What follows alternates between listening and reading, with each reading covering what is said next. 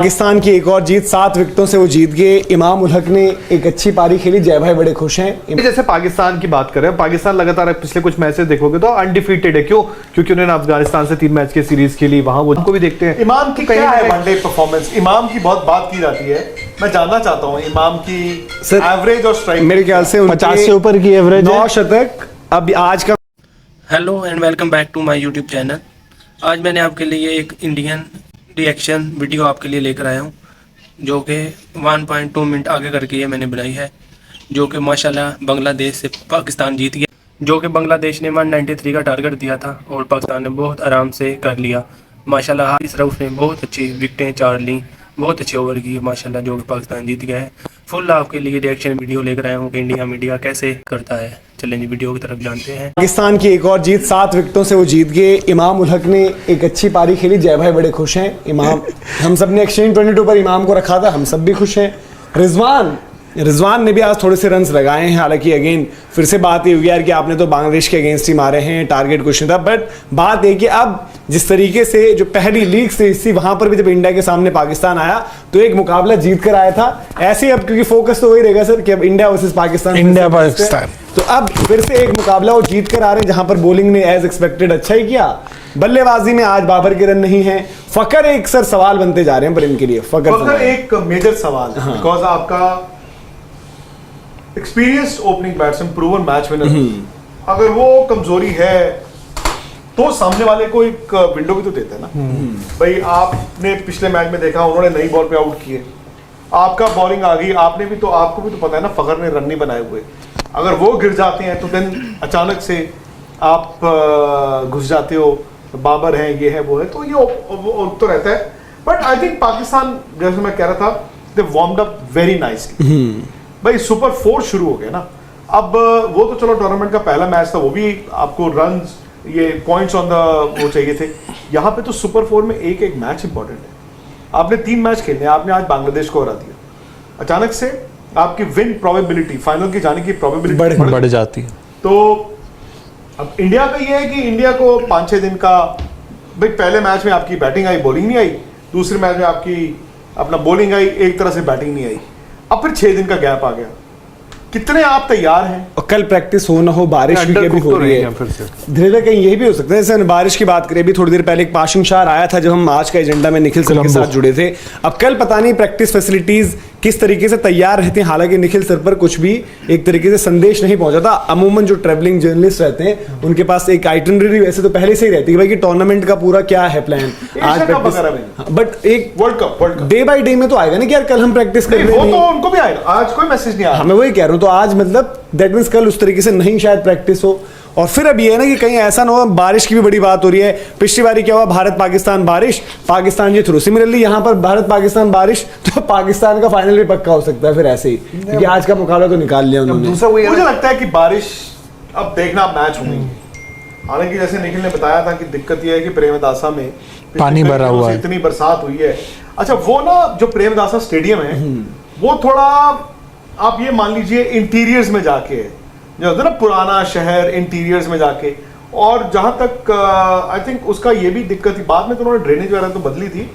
I think Premadasa की वो भी है, थोड़ा लो लाइंग एरिया में है, तो लो लाइंग एरिया में ना पानी जमा हो जाता है, पानी जमा हो जाता है। एक स्विमर भी तैयार करवा लें कि अगर आखिर में कुछ ना हो तो मुकाबला जो तय है मैच तो आपका होगा। बट सर जैसा निखिल सर भी बता रहे थे कि मतलब आज तो प्रैक्टिस हुई नहीं, और जिस हिसाब से आसार हैं आज वहाँ बारिश भी हो गई, तो कल भी शायद मुश्किल है। तो बिना प्रैक्टिस किए हुए आप पाकिस्तान को सीधा खेलने पहुंच जाएंगे, तो फिर ये तो कमियों को दिखाएगा ना। डिबेट ऐसा है ना, लोग अब स्पोर्ट्स तक पे सुन के ना उनके कान भी पक गए होंगे कि ये विक्रांत गुप्ता, मनोज डिमरी, राहुल रावत, धीरज, जय, ये करते क्या है? ये प्रैक्टिस नहीं चाहिए अभी उनको प्रैक्टिस। अब क्यों फोर्स कर रहे हो उनको प्रैक्टिस करने? बट आप इतने बड़े मुकाबले से पहले कुछ तो खेलना चाहोगे। बैटिंग तो आई नहीं है, बैटिंग सबने की नहीं है। मुझे नहीं मालूम। राहुल भाई हैरान हो गए कि Imam ul Haq player of the match है। राहुल भाई आइए, बहुत सवाल है आपसे। 78 रन 84 गेंदों पर, सबको जवाब दिया आज इमाम ने। Cake best. और मैं आपको बता रहा था ना कि बड़ी इंटरेस्टिंग चीज़, जैसे हम जन्माष्टमी की बात कर रहे हैं तो हमारे जो आज डिलीवरी पार्टनर है राहुल भाई, उनका नाम है कृष्णा।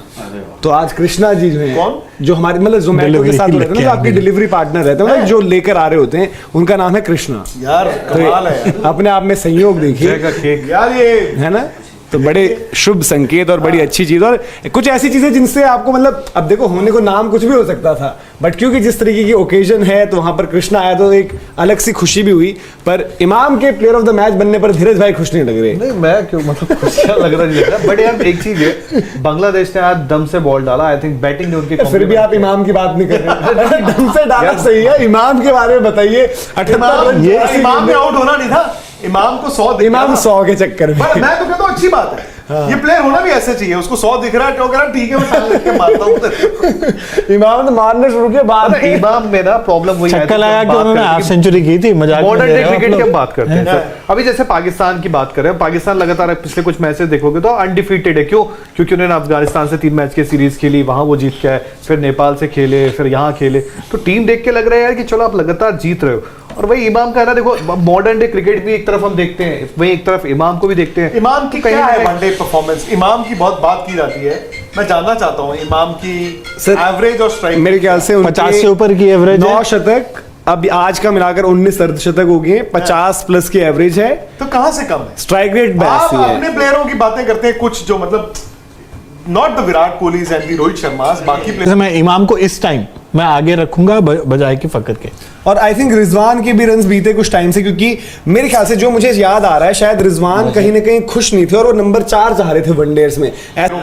आप उनकी भी तो एवरेजेस गिनाते हैं ना, 48 की आप average, बिल्कुल सही 40 कह रहे की हैं। मैं average। आपसे पूछता हूँ, लेकिन इमाम यार मतलब बताओ यार, आप इमाम को PAT on the back, give him PAT on the back, he is the player of the किस मैच। परिवार से आता आप बताओ, वानखेड़े में आप खेल रहे हो फॉर एग्जांपल, ठीक है? वानखेड़े में? वानखेड़े में खेल रहे हो, एक मैं पिच की बात Situation दे आप रहे हैं। बेंगलुरु में खेल रहे हो, आपको पता है विकेट बहुत अच्छा है, उसके बावजूद आपका विकेट अगर अच्छा है, उसके बावजूद आपका स्ट्राइक रेट थोड़ा 80 में है, तो वो थोड़ा दुखदाई होता है ना सर, बाकी और दिक्कत नहीं है। अरे बट अभी आपने ही थोड़ी देर पहले बोला ना कि बांग्लादेश ने गेंदबाजी आज बड़ी अच्छी करी, तो उस गेंदबाजी के आगे अगर इमाम ने 78 बनाया तो उसको क्रेडिट तो दीजिए। चीज नहीं करते आप यार, आपने इमाम को नहीं देना क्रेडिट तो वो नहीं, अलग credit बात है है। सर। आज तो यार man of the match Haris को मिलना चाहिए था। नहीं, मैंने उन्हें बोला कि पाकिस्तान इमाम में कभी बॉलरों के साथ ऐसा होता है क्या बात कर रहे हो यार? क्या? पाकिस्तान में क्या होता है बॉलरों के साथ? पाकिस्तान टेस्ट में मैच की हमेशा- ऐसी विकेट होती कि बॉलर इंजर्ड होके चला जाता उनका, नहीं, बट उनके बैट्समैनों को ही मिलता सब कुछ वहाँ। बॉलर्स को खूब इज्जत दी जाती है। पर ये है जो हम बात कर भी रहे हैं, अगेन जब इंडिया वर्सेस पाकिस्तान, अब इसके बाद ये पाकिस्तान लेग खत्म, एशिया कप पाकिस्तान लेग खत्म हो चुकी है भाई। आज जाते सीधा हैं थोड़ा सा कोलंबो। फ्लड लाइट वाला इशू हो गया, तो सबको वो मौका मिल गया, फ्लड लाइट वाला इशू वहां पर दोबारा बना, क्योंकि जो सिचुएशन चल रही थी वहां पर एक एक चीज उस तरीके से देखी जाएगी। अब वो देखेंगे कि वर्ल्ड कप में क्या होता है इंडिया में, उनका इंतजार ही रहेगा, क्योंकि पाकिस्तान में खत्म हो गया है एशिया कप। अब सारे मुकाबले अब आ चुके हैं कोलंबो, जहां पर बारिश को लेकर जरूर एक संशय बना हुआ है, पर पाकिस्तान की टीम जब आएगी कोलंबो तो अगेन वो पिछले बारी की तरह एक जीत के साथ आ रही है। कहीं ना कहीं अगर देखिए बाबर के रन आना ना आना बहुत बड़ा कंसर्न नहीं है आज की डेट में पाकिस्तान के लिए कि जी बाबर के रन नहीं आए, पर राहुल भाई फकर के रन नहीं आ रहे, ये क्या लग रहा है? या ये डर भी लगा रहता है कि इंडिया ना हो वो टीम जहां पर फकर के रन आ जाए?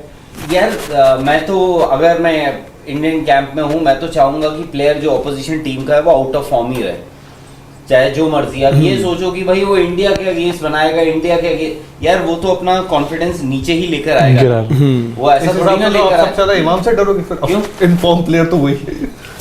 नहीं खैर Runs ठीक है, तो- देखो इमाम का भी टेस्ट होगा, ऐसी बात नहीं है, इमाम का भी टेस्ट होगा। रहा सवाल फकर जमान का, फकर जमान हम ये तो हम बोल रहे हैं ना कि वो एक दिन बनाएंगे, एक दिन बनाएंगे, शेर एक दिन आएगा, एक दिन आएगा। अब देखो आता है नहीं आता। फिलहाल जो सिचुएशन चल रही है वो तो ये है कि भाई उनके रन नहीं आ रहे हैं। इनफैक्ट जब से हम देख रहे हैं पूरे श्रीलंका लेग, मतलब अफगानिस्तान के खिलाफ उनके कोई रन नहीं आए।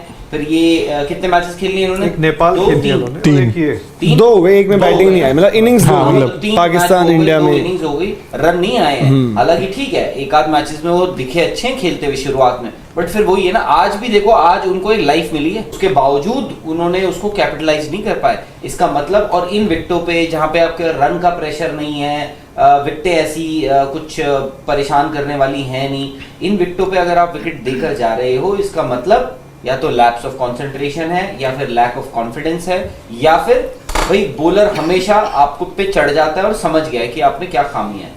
ये भी है।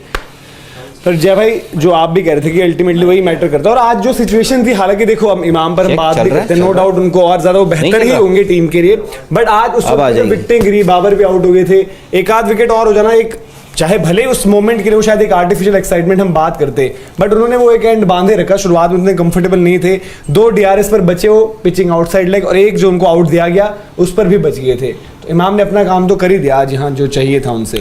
वही चीज है ना कि देखिए हम बात करते हैं 350 वाले मैच की कि 350 वाला मैच होगा, अरे बाकी 300 के कब होगा? कितने मैचेस होते हैं 350 वाले, उसमें बाकी प्लेयर भी तो आगे आएंगे, तो जो 200 250 वाले जो इनके स्कोर वाले मैचेस हैं वो तो जिता रहे हैं। एक इनफॉर्म बैटर एक आउट ऑफ बैटर से हमेशा आगे रहेगा, और इसी वजह से मैं इमाम को इस टाइम मैं आगे रखूंगा बजाय कि फकर के। और आई थिंक रिजवान के भी रन्स बीते कुछ टाइम से, क्योंकि मेरे ख्याल से जो मुझे याद आ रहा है शायद रिजवान कहीं ना कहीं खुश नहीं थे और वो नंबर 4 चाह रहे थे वनडेज में, ऐसा कुछ बीच में हुआ था। हाँ, अब वो 4 मिला है, इवन अफगानिस्तान में एक 50 रिजवान आया ठीक था। है बेचारे, मतलब मैं उनको देख के होता हूँ यार, मुझे बड़ा तरस आता है। अभी भी वो नीचे लेट बहुत मुश्किल काम करते हैं विकेट कीपिंग में, उनको इतना कूदना हर पड़ता मैच दर्द में रिजवान को देख के ऐसा लगता है कि जैसे